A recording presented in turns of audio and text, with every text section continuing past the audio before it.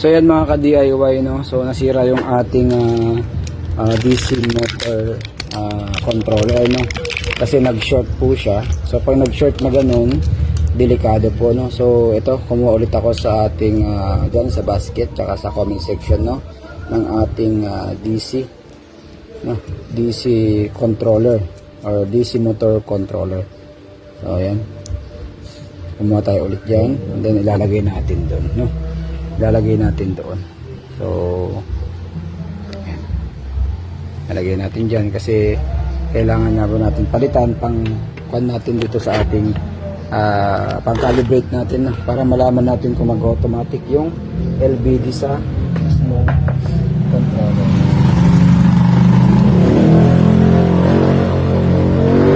Babaklasin natin siya. Ayan.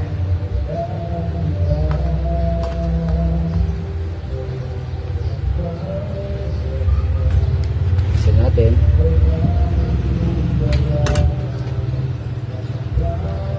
So wag lang kayo magkakamali ng polarity, walang magiging problema. So ayos natin.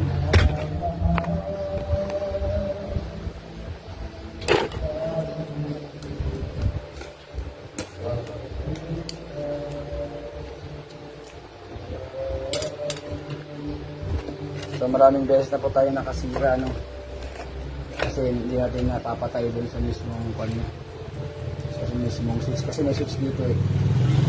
Para hindi susupay. So yung positive natin kung ganyan po yung tsura niya. So yan. Yun yung positive ng motor. Yun ang negative. Yung supply. Yung positive ng doon. Yun ang negative. So yan. So gayahin lang natin yun. Kung ano yung nakalagay sa daan.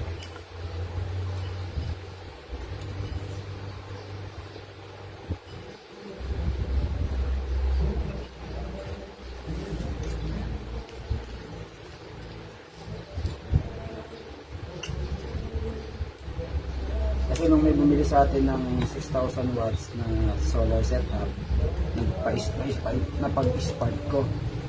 So yun. Kaya ganun. Nangyari.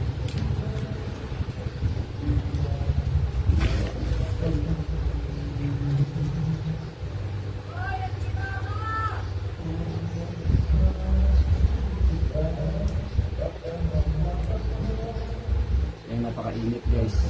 12. Para mas madali tayong tapos ang pa-order.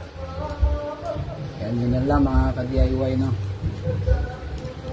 Palit na tayo.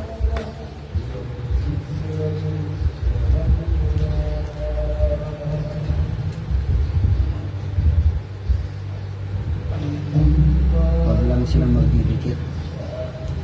So ibalik na natin yung tornilyo.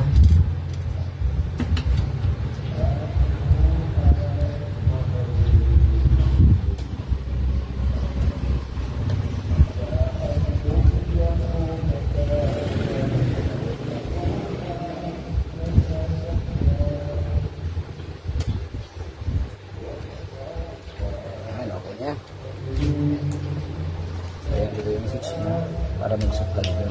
So, yan na sa mga gustong kumuha po ng ating DC controller or motor DC controller, andyan po sa yellow basket sa comment section.